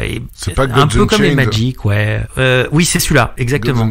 Et ben, il est voilà, c'est les deux jeux que j'avais retenus dans ma sélection. Là, je suis en train de relire mes notes. Et voilà, mais c'est les deux jeux seulement que j'avais vus qui étaient corrects. Sorare et Gods Unchained. Voilà. Et Gods Unchained, il y avait marqué bug là. Ouais, moi je me suis aussi intéressé, mais le truc c'est que voilà, je suis pas trop dans le monde des jeux de rôle, etc. Donc malheureusement, j'ai pas trop accroché. Mais en tout cas, ce jeu-là a continué à progresser et c'est vraiment un jeu à succès encore aujourd'hui. Je sais pas si on a parce que c'est un bon jeu. C'est un bon jeu. Certainement. En fait. C'est toi, tu as joué, t'as l'habitude de jouer à ça.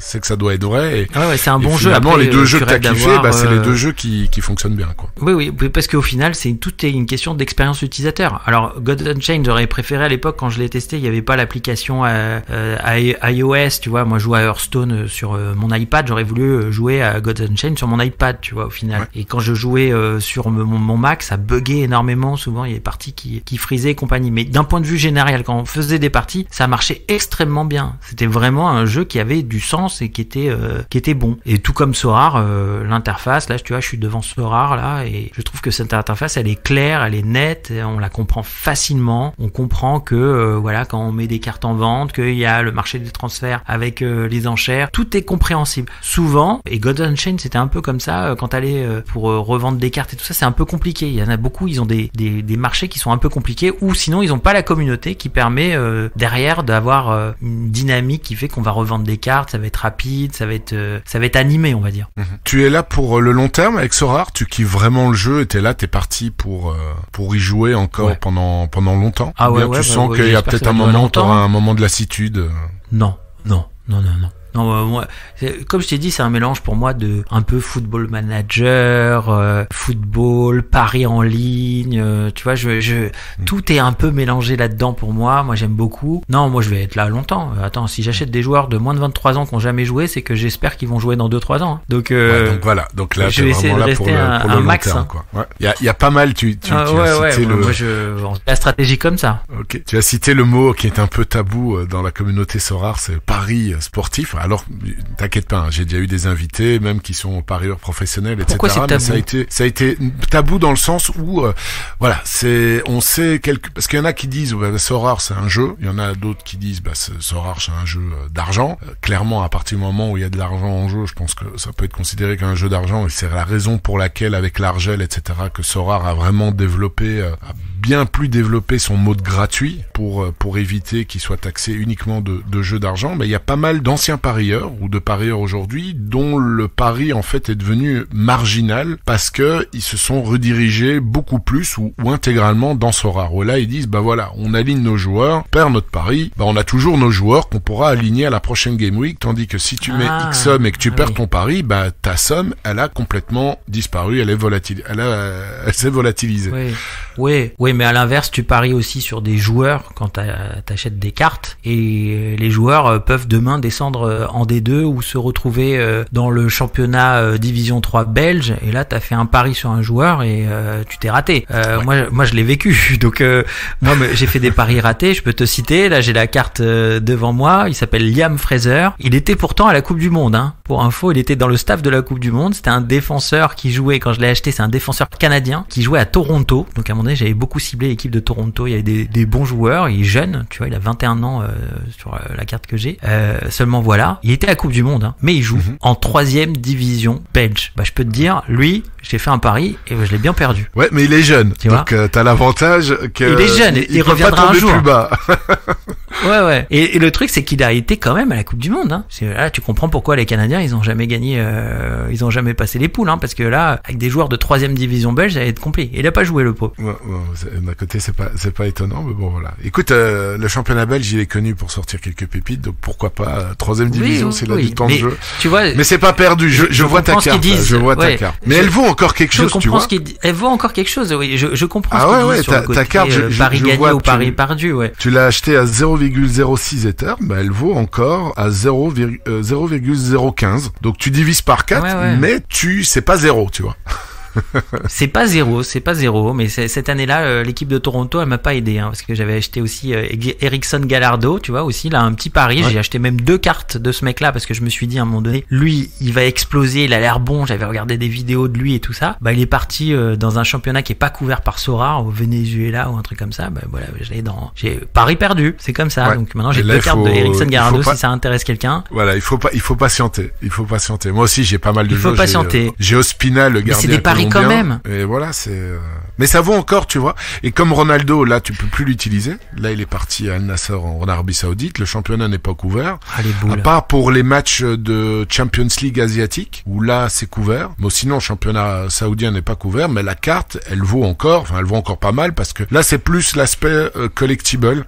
Collection, ouais. Ouais, là, c'est plus l'aspect collection. Donc ça aussi, il y a des managers, en fait, qui jouent à Sorare, qui ont acheté, tu connais Gary Vaynerchuk, un des gourous de tout ce qui est NFT, carte de collection, c'est un américain, surtout en carte physique, mais en NFT, bah lui, il a débarqué quand il y a eu la hype, il a acheté quelques cartes de Mbappé en rare et Joao Félix, il a mis au frigo, il joue pas du tout au SO5, et il se dit, bah voilà, je mets ça au frigo pendant quelques années, et puis on verra bien combien ça vaudra après. Donc t'as aussi, et grâce à la Global Cup, les Custom Series, t'en as beaucoup qui ont rempli en fait leurs albums d'équipe sur Sorare. Donc là aussi, voilà, il y a ce côté collection. Je peux comprendre le truc. Je peux comprendre le truc par rapport au pari. C'est vrai que oui, tu gardes ta carte, tu perds pas totalement. T'as fait un pari, mais au final ta carte tu l'as toujours et tu peux potentiellement récupérer ton argent. Après moi c'est sur le concept de pari. J'aime bien parier parce que après derrière ça me fait vibrer pendant que je regarde le match. Tu vois, je vibre différemment. Peut-être un match de Ligue 1 que je vais pas regarder parce que c'est on va dire Lille-Monaco. Si j'ai parié, bah je vais le regarder et je vais le vivre différemment. Tu vois le match. Bien sûr, bah pour moi c'est pareil quand je fais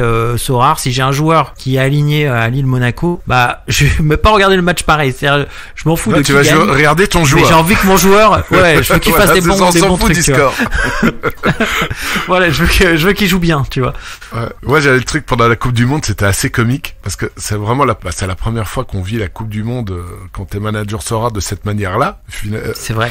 De fait, quand t'avais des joueurs, quand j'avais des joueurs qui jouaient l'un contre l'autre, par exemple Argentine, France en finale Coupe du Monde, j'avais des joueurs des deux côtés. Et donc là, t'étais partagé, du coup. Là, je dis, je veux que mes joueurs et trucs, et quand je voyais qu'il y avait plein de buts et tout, je dis, d'à côté, c'est pas plus mal, mes joueurs ont performé et tout. Voilà, donc, tu vois plus le match de la même manière. Par contre, si j'avais parié sur tel pays ou tel truc, là, évidemment, tu veux qu'une seule équipe gagne. Donc c'est encore un autre point de vue, en fait. Une autre expérience, qui est quand même fort différente, je trouve. Ouais, mais c'est sympa. Ça fait vibrer, ça te change ton quotidien en quelque chose de plus fun, on va dire. De différent, tu vis le sport autrement. Tu t'intéresses un peu à la NBA ou non, pas du tout? Là, tu vas pas y toucher. Ah non, je suis pas trop NBA. Comme je t'ai dit, je joue à Sorare parce que je reçois le petit mail, je me connecte et au final, je compose mes équipes. Il y a trois championnats où à chaque fois je compose mon équipe, mais en mode random. Tu vois, je suis là, je choisis un peu au hasard pour que ça corresponde au nombre de points qu'il faut mettre.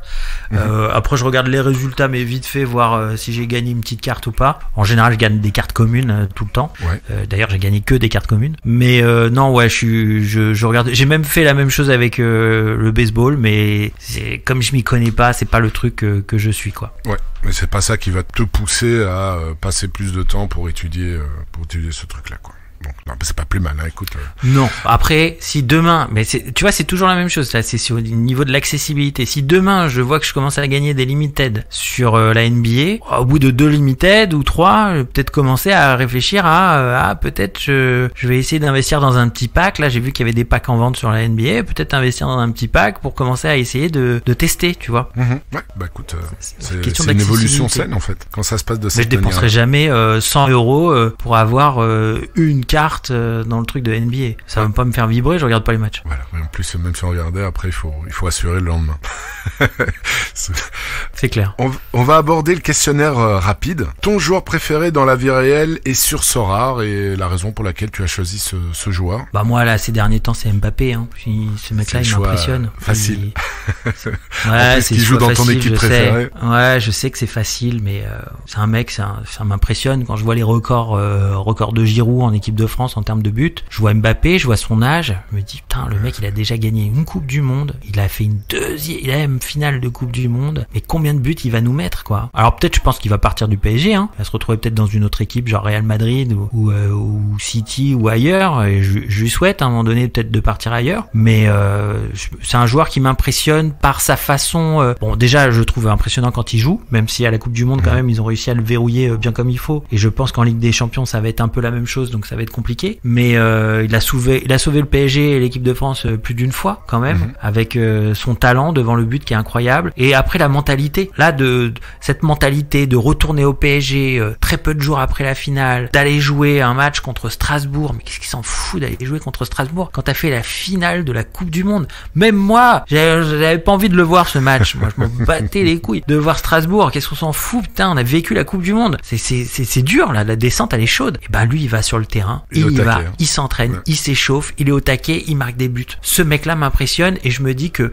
on va le suivre encore de longues années et je sais pas à quel niveau il va finir tu vois c'est un je sais pas à quel niveau c'est un extraterrestre parce que aujourd'hui les légendes du football c'est quoi pour moi il y a 3 légendes là actuelles vivantes qu'on connaît dans le football moderne c'est Messi, Cristiano Ronaldo et je mettrais Zlatan parce que Zlatan il a une gestion de carrière qui est incroyable bon au final Cristiano Ronaldo il a dit qu'il jouerait jamais à Dubaï et il est parti il est revenu un peu sur ses propos Messi il a pas été à Dubaï mais en Arabie Saoudite mais c'est le même coin quoi ouais même coup Messi il gère sa carrière de manière incroyable il a changé sa façon de jouer pour justement se maintenir au plus haut niveau et il se maintient au plus haut niveau hein. Tu regardes les notes sur Sorare le mec à la carte Messi c'est le roi du monde hein. C'est incroyable et Messi ne marque pas hein. Et Messi ne marque pas forcément hein. Mais il fait des matchs extraordinaires et je me dis au final je suis content qu'il ait gagné la Coupe du Monde ça paraissait logique et avant le match je disais à mon beau-frère je sens que c'est l'Argentine qui va gagner parce que j'imagine déjà les livres d'histoire sur le football à la FNAC et je vois Messi avec la Coupe du Monde dans les bras je sais pas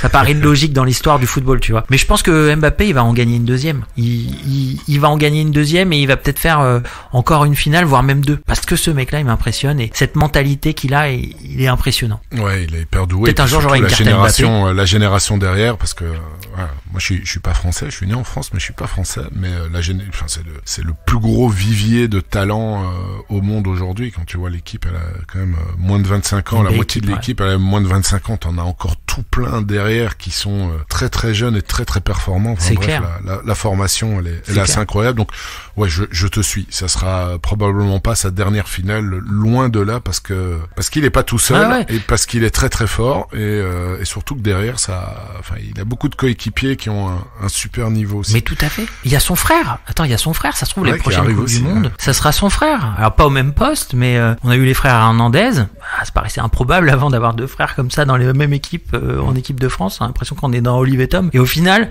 si c'est possible tu vois je sais pas en tout cas ce joueur il m'impressionne pour ce qu'il fait sur le terrain parce que quand on est en Ligue des Champions je peux te dire le Mbappé c'est lui qui nous sauve hein. Et aussi pour sa façon d'être voilà le mec je trouve qu'il est clean propre sérieux et il fait pas de vagues là il aurait pu faire des vagues hein. Franchement avec ce qui s'est passé les Argentins le gardien argentin et tout ça il a pas fait de vagues il est resté sérieux et pro et ça c'est un exemple tu vois c'est un exemple c'est un bon ambassadeur Sorare parce que quand tu vois Sorare, finalement, ils ont comme ambassadeurs, ils ont Mbappé et Messi, hein. Donc les deux finalistes, les deux stars mondiales comme ambassadeurs, c'est quand même très beau. Hein. Et pareil, Messi, hein, tu regardes Messi sur l'ensemble de sa carrière, il n'y a jamais eu de faux pas. Hein. En dehors du terrain, je parle. Hein. Mais même sur le terrain, hein, mais tu l'as jamais vu râler, crier, le mec il tombe par terre, tout le monde le tape, il se relève, il dit rien, il repart à l'attaque. C'est un mec, Messi, il a toujours été pro, exemplaire, pas de tâche, tu vois. C'est pas Cristiano Ronaldo en train de gueuler sur l'arbitre, quoi. On va pas aborder ce débat-là. Je vais juste dire que je suis tout à fait d'accord avec toi. Ton plus beau résultat en SO5? Alors non, je me souviens plus trop, mais j'ai pas gagné des cartes. Quand t'as gagné des cartes rares. Et ta plus belle récompense, tu l'avais dit tout à l'heure, c'était Storm, c'est ça? Non, Storm, je l'avais acheté, je crois. Ma plus belle récompense, je me souviens plus trop. J'avais gagné des cartes que j'ai dû revendre. Si je regarde un peu dans celles que j'ai gagnées dernièrement, j'en ai un qui, je regardais les articles, moi je connaissais pas. C'est Christian Arnstad. C'est un petit jeune norvégien. Il paraît que c'est l'avenir. Ouais, il est bon. Et là, je pense que c'est une carte qui va coûter cher bientôt parce qu'il commence à jouer maintenant. Ouais. Et tout le monde dit que c'est l'avenir de la Norvège, tu vois. Ouais, tout à fait. Donc, il est très très bon. Je pense que c'est une bonne carte. Il va être titulaire avec Anderlecht. Hein. Donc garde-le. Ouais. Enfin, tu pourras même l'utiliser parce qu'il a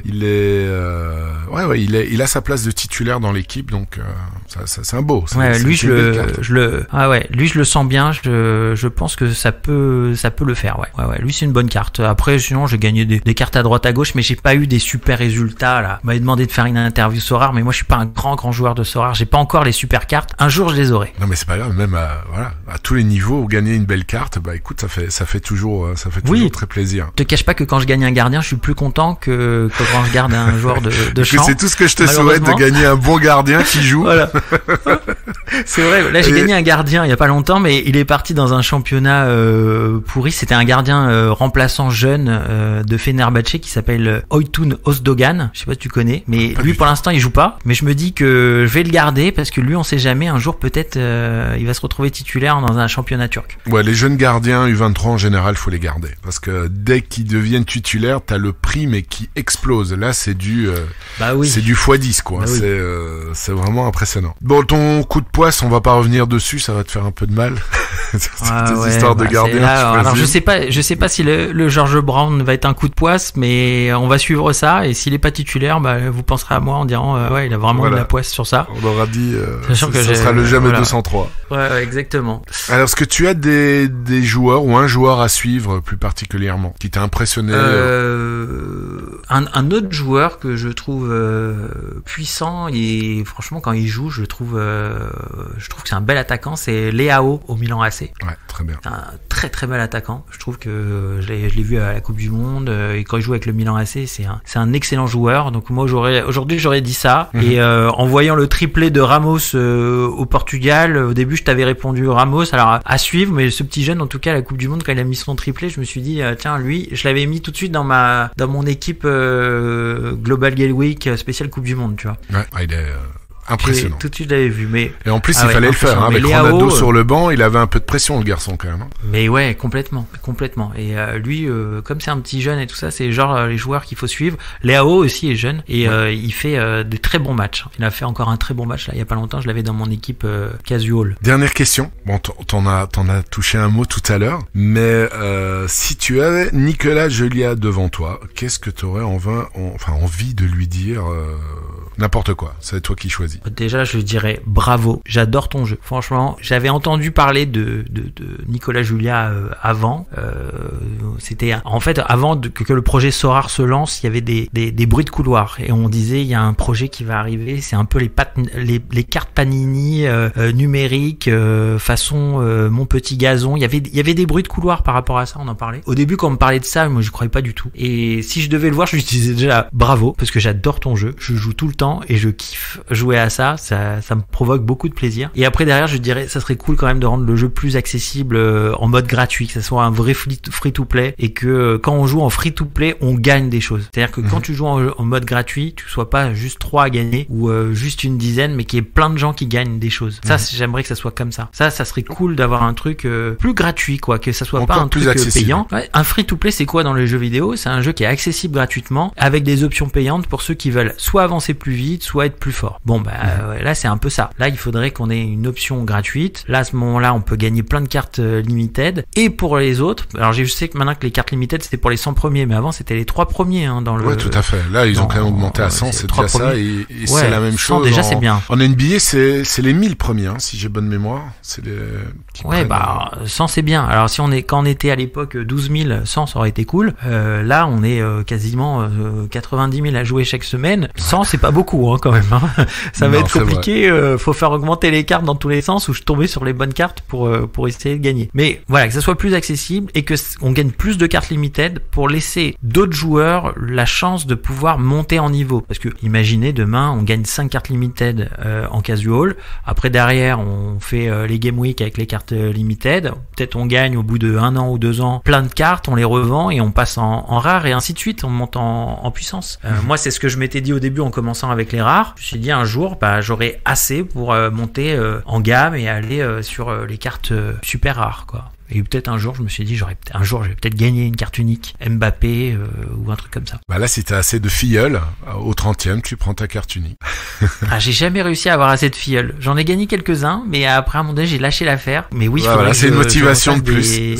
Si t'arrives à 30 filleuls qui achètent 5 cartes, tu as une carte que je refasse. Unique. C'est pas mal, Ouais, mais à chaque fois que j'ai fait ça, les filleuls, j'en ai gagné 6 ou 7 des cartes. J'ai eu des cartes avec des joueurs, mais franchement, bidon, quoi. J'étais dégoûté à l'époque, c'était des cartes rares qu'on gagnait. J'ai eu des cartes rares de joueurs de 35 ans, tout pourris, qui jouent même pas dans leur équipe. C'était un peu galère, quoi. Mais par contre, je vois que Arnstadt, tu l'as gagné grâce à un filleul. Ah ouais, je l'ai gagné grâce à un filleul. Ouais. Ah voilà, tu vois, grâce à un filleul. Celui-là, au moins c'était. Donc tu l'as pas payé. Ouais, voilà. Tu l'as pas payé. Celui-là, je l'ai pas payé. Ouais. Je pensais que c'était une game week. Tu vois, et au final, celui-là, je devais le garder. Et quand j'ai vu les articles sur lui, ça compense là pour une fois, ça compense Roger Espinoza, 35 ans que j'ai gagné, qui était peu la retraite. Écoute, Julien, on est arrivé au bout de ce podcast. Je te remercie d'avoir échangé avec moi, de ta franchise et de ton avis d'expert au niveau des jeux vidéo. Je pense que ça va intéresser beaucoup d'auditeurs, le parallèle que tu as fait entre tout ce qui est NFT et jeux, etc. Qu'est-ce que je peux te souhaiter pour 2023? De la chance. Quand on a la chance, on a un peu tout finalement. Quand t'as la chance, il y a plein de bonnes nouvelles qui arrivent. T'as normalement, avec de la chance, de la santé, et normalement tu gagnes des cartes dans les Game Week, non? Voilà. Écoute, alors je te souhaite beaucoup de chance pour cette année sur Sorare. Et moi je te souhaite quoi, Mehdi? Écoute, on va dire la même chose aussi. Moi j'aime bien la chance aussi, tu vois. Allez, la chance et la santé, je te souhaite. Voilà, exactement. Je pense que c'est vraiment le principal. En tout cas, c'était un plaisir de faire ce podcast. C'était hyper agréable et j'ai trouvé ça hyper sympa de parler de Sorare au final, puisque c'est vrai que dans mon entourage, il y a personne qui en parle autant comme ça. Souvent, c'est pour essayer de convaincre un pote de s'y mettre ou de lui expliquer comment marche le concept. Mais là, j'ai pu parler avec quelqu'un qui connaît bien le sujet et qui est même au-dessus de moi au niveau Sorare. Donc du coup, j'ai appris des petits trucs en même temps. Donc c'était hyper agréable. Moi, je suis un peu sur Twitter, un peu tout le monde et toute la communauté qui échange sur Sorare. Donc j'ai pu un peu suivre des conseils. Mais là, c'était hyper sympa. Écoute, le plaisir est partagé et écoute, à la prochaine sur Twitter ou autre part. Merci beaucoup à toi. Avec plaisir. Merci beaucoup. Salut. Encore merci à Julien et à vous pour avoir écouté cet épisode jusqu'au bout. S'il vous a plu, on vous remercie de le partager autour de vous et de mettre 5 étoiles sur la plateforme que vous utilisez pour écouter notre podcast. Ça nous donne un sacré coup de pouce. Il ne me reste plus qu'à vous souhaiter, comme d'habitude, des excellentes Game Week et des jolis rewards. C'était Magic Mehdi de Mediasorare.com. Mediasorare, le premier podcast francophone dédié à Sorare.